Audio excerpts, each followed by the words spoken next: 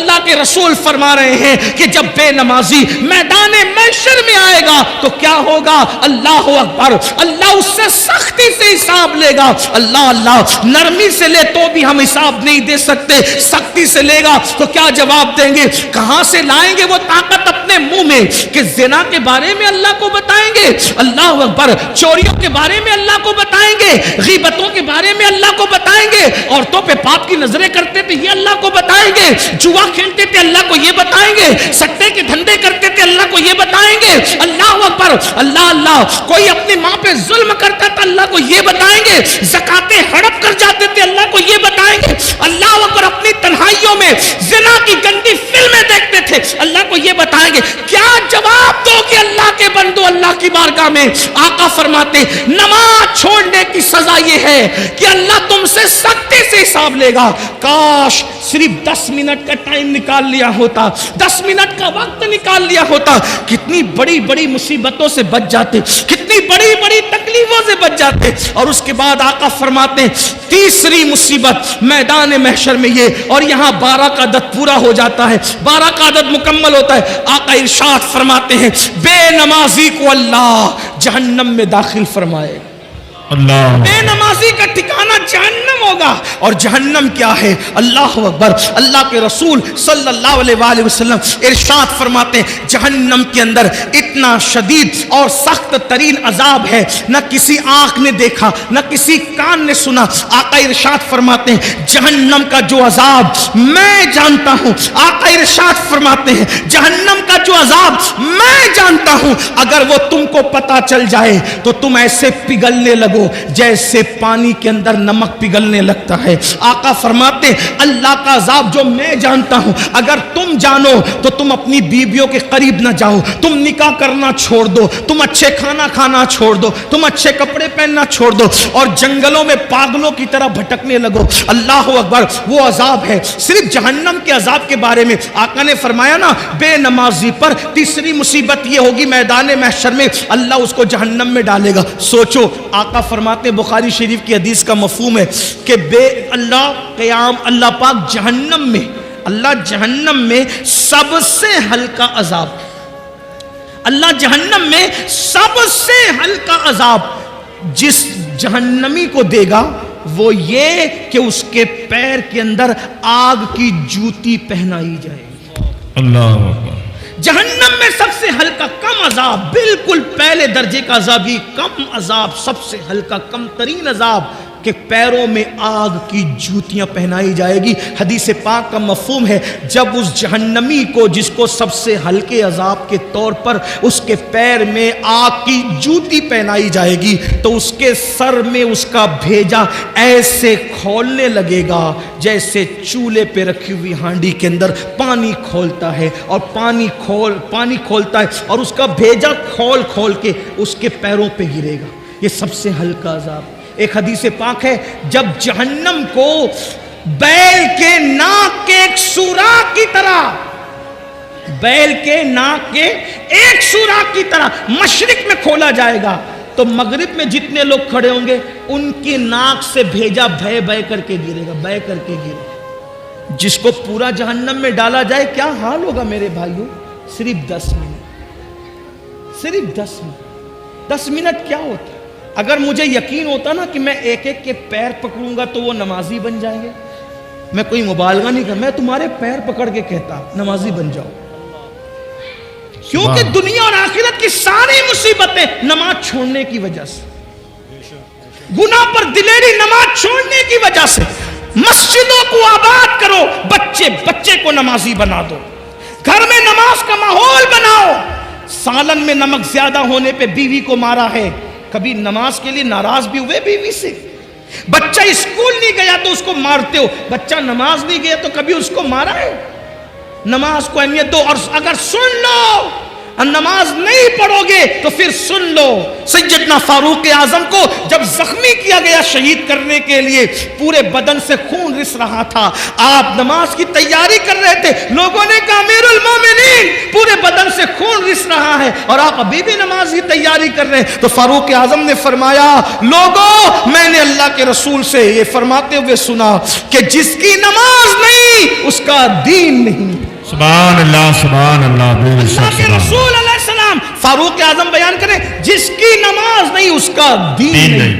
جس نے نماز چھوڑ دی اس کا دین میں کوئی حصہ نہیں. جس نے نماز چھوڑ دی اللہ نیکوں کی دعا سے اس کا حصہ ختم فرما دیتا ہے. سوچو کتنا بڑا نقصان ہے. صرف 10 منٹ کا وقت نہ نکالنے پر کب تک غفلت کرو گے, کب تک رنگریلیاں کرو گے, کب تک دنیا کی رنگریلیوں میں رہو گے, کب تک دنیا کی موج مستیوں میں رہو گے.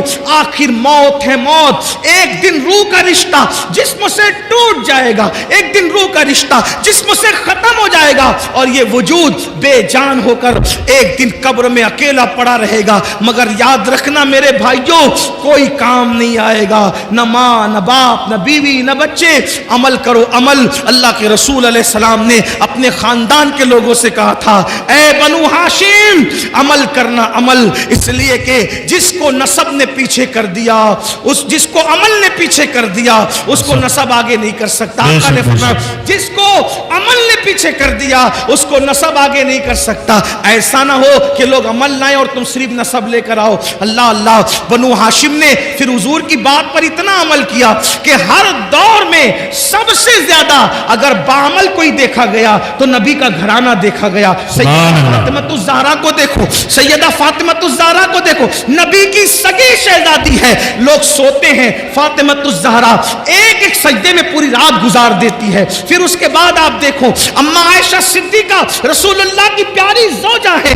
اللہ اللہ جب راتوں کو عبادت کے لیے کھڑی ہوتی تو جہنم کے عذاب کو یاد کر کے اتنا روتی کہ صبح کو آپ کا دوپٹہ ایسے نچوڑا جاتا جیسے دھو کر پانی نچوڑتے ہیں, ویسے اما عائشہ کے آنسو نچوڑے جاتے. اتنا روتی تھی رسول اللہ کی پیاری زوجہ ہے. اس کے بعد امام حسن کو دیکھ لیں, امام حسین کو دیکھ لیں, مولا علی کو دیکھ لیں, غوث پاک کو دیکھیں. پھر 40 سال تک عشاء کے وضو سے فجر پڑھنے والی ذات نبی کے خاندان میں ملے گی. سرکار غوث اعظم 40 سال تک معمول رہا عشاء کے وضو سے اپنے فجر کی نماز پڑھی, پوری رات عبادت کرتی. سرکار غریب نواز 97 سال کی عمر پائی. اول کے 27 سال دن کو بھی کبھی سو لیتے تھے, کبھی رات کو بھی سو لیتے تھے. آخری کے 70 سال نہ دن کو سوئے نہ رات کو سوئے. بابا کتب کہتے ہیں ہم نے غریب نواز کو کبھی سوتے نہیں دیکھا, ہمیشہ عبادت میں دیکھا. یہ وہ لوگ ہیں جن پر مسلمان ناز کرتے, جن پر اہل اسلام ناز کرتے ہیں. ان کی عبادتیں یہ اور اپنے اعمال دیکھو.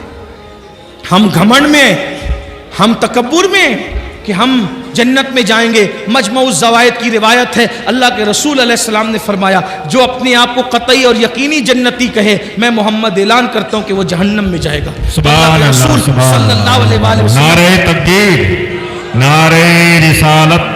علماء اہل سنت بہاری طیبہ کانفرنس جشن دستار بندی علامہ سید امین القادری صاحب کے بنا.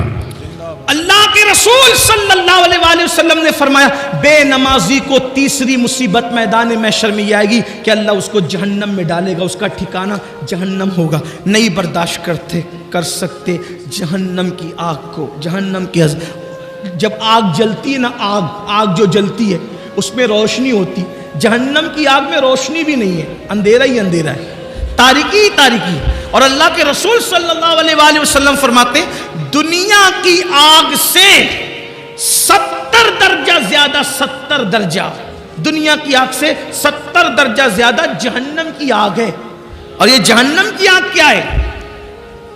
علامہ فقی ابو اللہ سمرقندی رحمت اللہ علیہ لکھتے ہیں یہ آگ کے بارے میں کہ جب دنیا کے اندر آگ لانا ہوا تو 70 مرتبہ رحمت کے پانی سے جہنم کی آگ کو دھویا گیا اور پھر آگ لے کر کے ایک پہاڑ پہ رکھی گئی.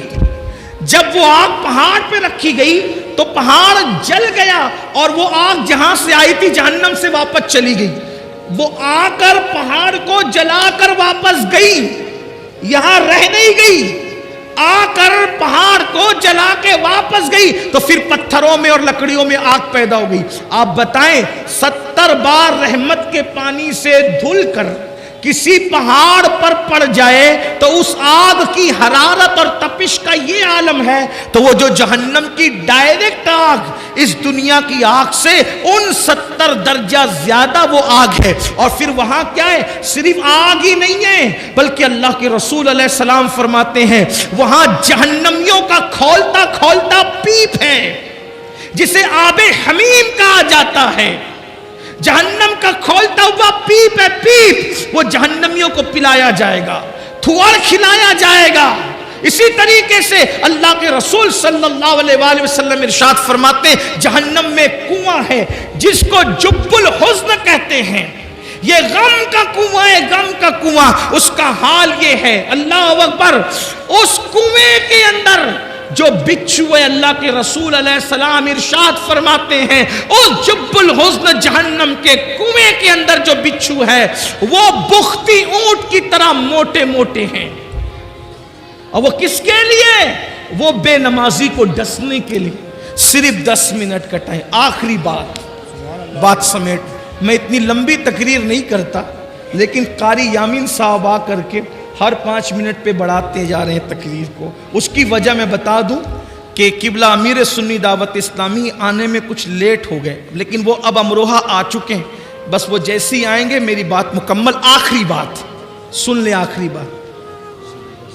اگر اپنے بچوں کی دنیا اور آخرت کا بھلا چاہتے ہو، مسجدیں بھرو، نمازی بنو، نماز کی پابندی کرو، اور اس کے لیے کوئی مشکل نہیں.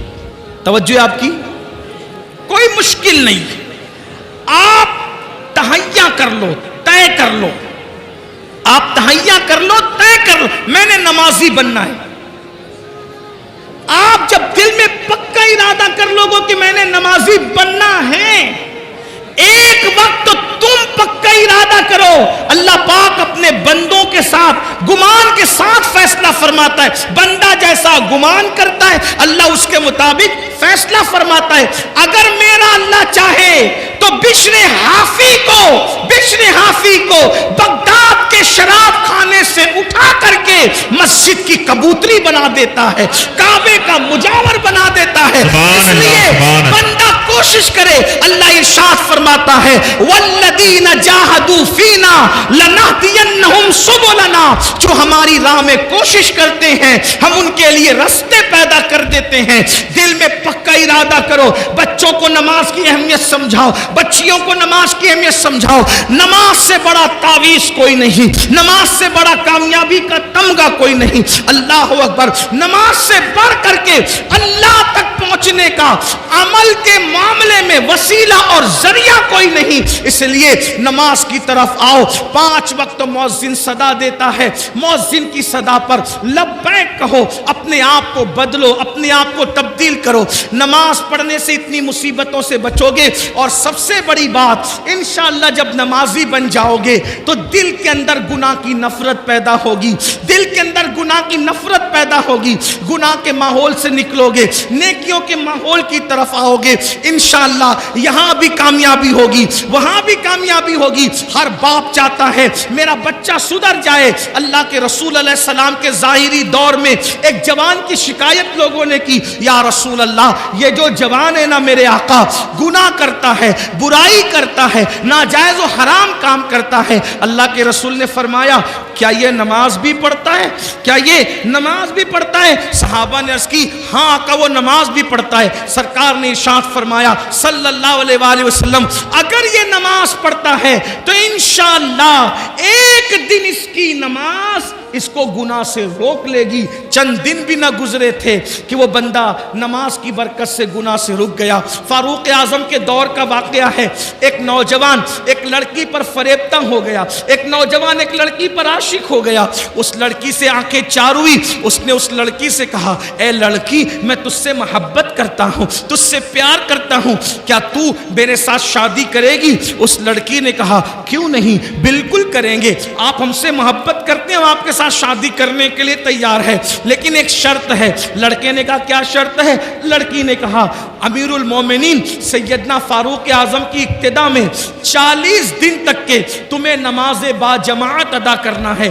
اگر تم 40 دن تک با جماعت نماز پڑھو گے تو انشاءاللہ ہم شادی کے بارے میں سوچیں گے کیا ہوا, ایک دن 2 دن مرتا کیا نہ کرتا, نماز پڑھنے کے لیے مسجد نبوی جا رہا ہے, فاروق اعظم کے پیچھے نماز پڑھ رہا ہے. 1 ہفتہ 2 ہفتہ 3 ہفتہ گزرے, جب 40 دن قریب گزرنے لگے تو لڑکی نے اپنی کنیز سے کہا کیا حال ہے اس عاشق آوارہ کا جو ہمیں شادی کا آفر دے رہا تھا. اس کی کنیز نے کہا وہ تو بڑی نظریں نیچی کر کے چلنے لگا. کہا ذرا چیک تو کرو کیا ہوا.